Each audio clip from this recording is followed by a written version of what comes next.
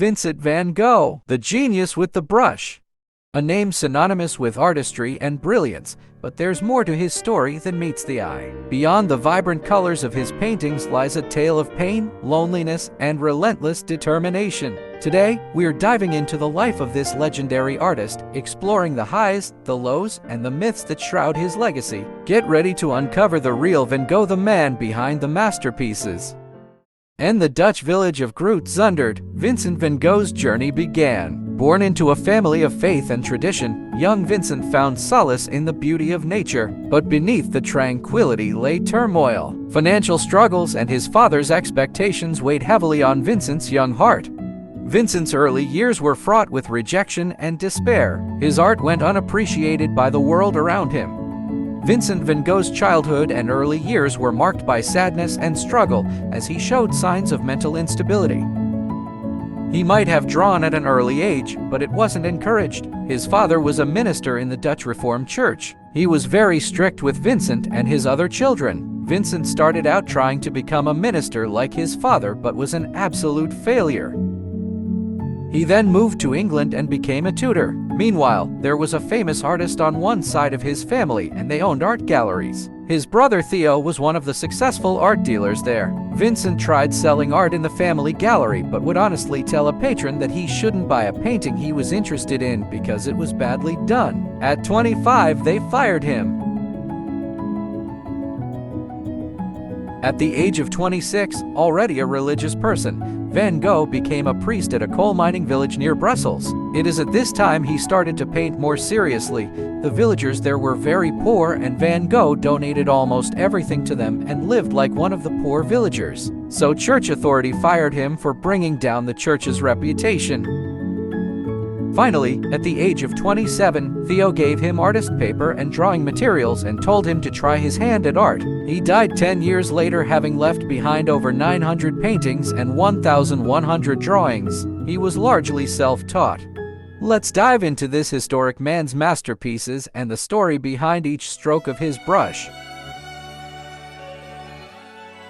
The Potato Eaters is considered to be Vincent van Gogh's first masterpiece, which he painted in April 1885. Van Gogh, living in the Netherlands, fascinated by the lives of peasants, he wrote to Theo, "I have painted a group of peasants sitting around a table, eating potatoes and drinking coffee."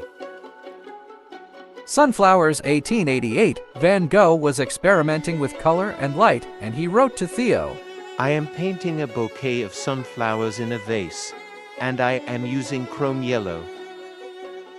In the same year, he created another yellow painting, The Yellow House. This is where his obsessions with yellow paint started to grow.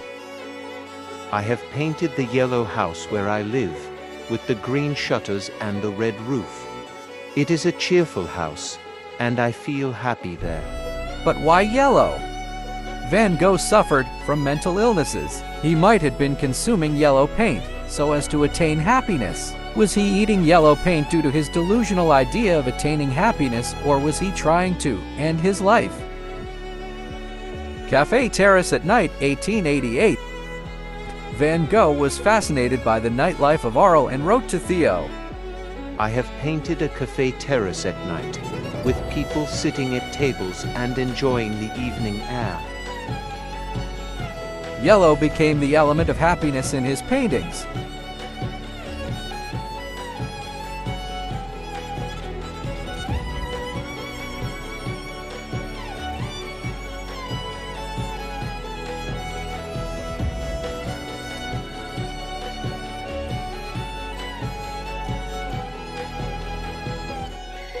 The Night Café, 1888. "I have painted a night café, where people come to escape the loneliness of their lives. It is a place of comfort and warmth."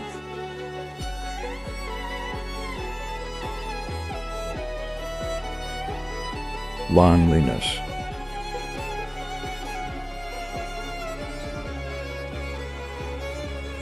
The Starry Night, 1889. Van Gogh was struggling with mental illness and was admitted to an asylum in Provence. During that time, he wrote to Theo, "This morning I saw the country doctor, and I told him about my gloomy thoughts, and he said, Ah, my dear fellow, you are suffering from the effects of solitude.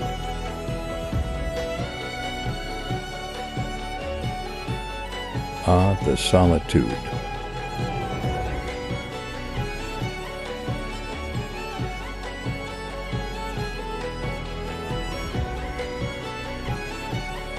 Bedroom in Arles, 1888. I have painted my bedroom in Arles, with the bed, the dresser, and the chair. It is a simple room, but it is my home.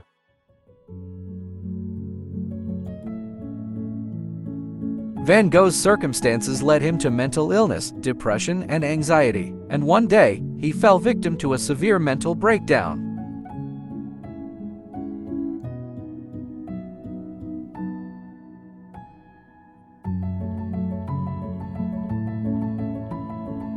Self-portrait with bandaged ear, 1889. Van Gogh cut off part of his ear in a fit of depression and wrote to Theo, I have painted a self-portrait with a bandaged ear, as a reminder of my struggles.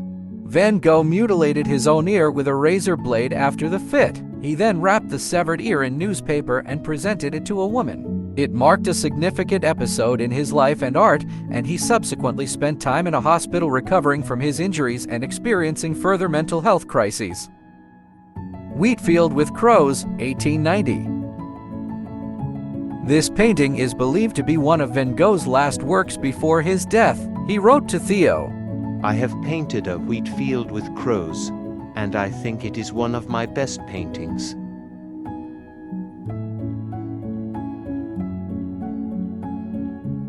One of Van Gogh's most significant supporters was his brother, Theo Van Gogh. Theo not only provided financial assistance to Vincent, but also offered emotional support and encouragement throughout his artistic career. And so, Van Gogh kept on writing to Theo until one day, when he was no more. July 29, 1890. Vincent Van Gogh died at the age of 37.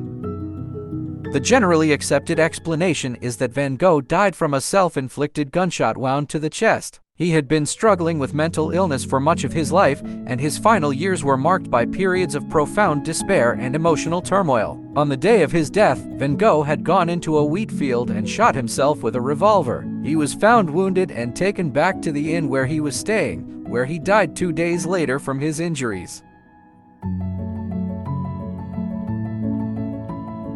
Despite the prevailing theory of suicide, some researchers have proposed alternative explanations for Van Gogh's death, including the possibility of accidental shooting or even murder. However, there is limited evidence to support these alternative theories, and suicide remains the most widely accepted explanation for Van Gogh's tragic demise.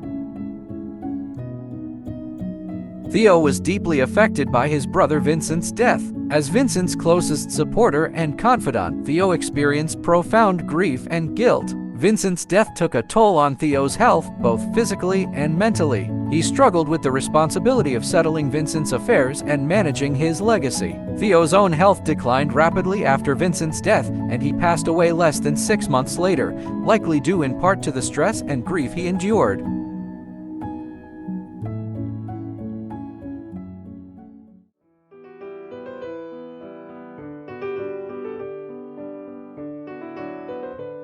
Van Gogh's desperate attempts as an artist to be acknowledged by the world and his brother's support and encouragement was the reason for Van Gogh's fame after his death. However, many of us fail to notice the unbelievable creativity and potential of individuals who are very much alive.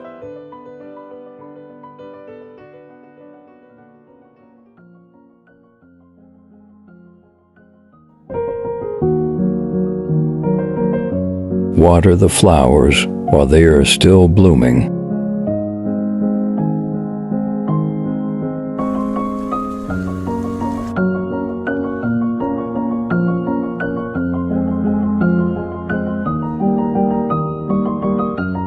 In the end, he said, the sadness will last forever.